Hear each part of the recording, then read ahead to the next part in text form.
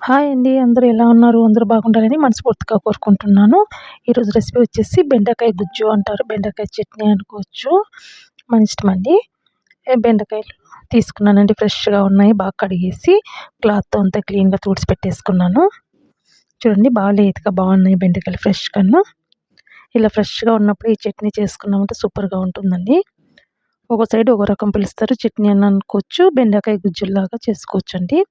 కావాల్సిన చిన్నగా ముక్కలు కట్ చేసుకున్నానండి. మామూలు బెండకాయ ఫ్రై చేసుకున్నట్లా ఒక ఆనియన్ తీసుకోవాలి, టమోటాలు, పచ్చిమిరపకాయలు తీసుకోవాలి. మనం కారం తగ్గట్టు పచ్చిమిరపకాయలు తీసుకోండి.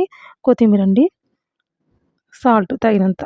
వేసేటప్పుడు చూపిస్తానండి. సాల్ట్ వచ్చేసి జీలకర్ర, కరివేపాకు వేసుకున్నాం. ఫస్ట్ ఆయిల్ వేసుకొని అది కొద్దిగా వేగాక బెండకాయ ముక్కలు వేసుకుందామండి ఇప్పుడు. కట్ చేసుకున్న బెండకాయ ముక్కలు వేసుకున్నాము. బెండకాయ ముక్కలు వేసుకున్నాక కొంచెం సాల్ట్ వేసుకుందాము. కొంచెం వేగాక సాల్ట్ వేసుకుందాము.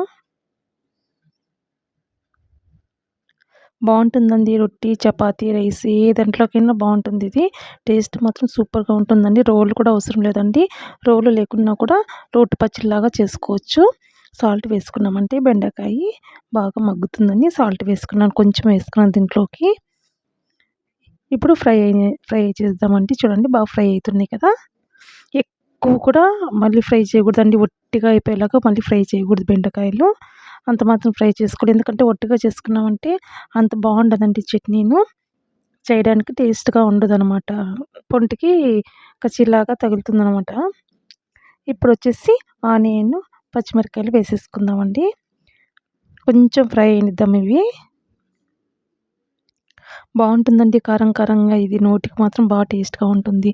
జలుబు చేసినప్పుడు కానీ, నోటికి తినాలనిపి ఏమి తినబుద్ధి కానప్పుడు ఈ చట్నీ చేసుకున్నామంటే సూపర్‌గా ఉంటుందండి. బెండకాయలుంటే మాత్రము ఇలా ట్రై చేయండి. ఇంటిల్లిపాది తినొచ్చు. కొన్ని బెండకాయలున్నప్పుడు ఇలా చేసామంటే ఎక్కువైతుందండి. టమోటాలొచ్చేసి 5, 6 టమోటాలు తీసుకుంటాను. మాగిండే టమోటాలు తీసుకోవాలండి. టేస్ట్ సూపర్‌గా ఉంటుంది. పచ్చిమిరపకాయలు, ఆనియన్ కొంచెం వేగినాక సాల్ట్ వేసుకోవాలి. దాంట్లోకేసుకున్నాను. దీంట్లోకంటే ఇప్పుడు సరిపోతుంది. ఇది చట్నీకి సరిపోయేంత సాల్ట్ వేసుకుందామండి. బెండకాయలు మగ్గడానికి కొంచెం వేసానండి. టమోటాలు మగ్గడానికి కొంచెం సాల్ట్ వేసాను. ఇప్పుడు 2 మనం వేసినప్పుడు కరెక్ట్ చట్నీకి సరిపోతుందండి సాల్ట్. చూడండి టమోటాలు కూడా మగ్గేసాయి కదా! మగ్గినంక మనం బెండకాయ వేపి పెట్టుకున్నాం కదా!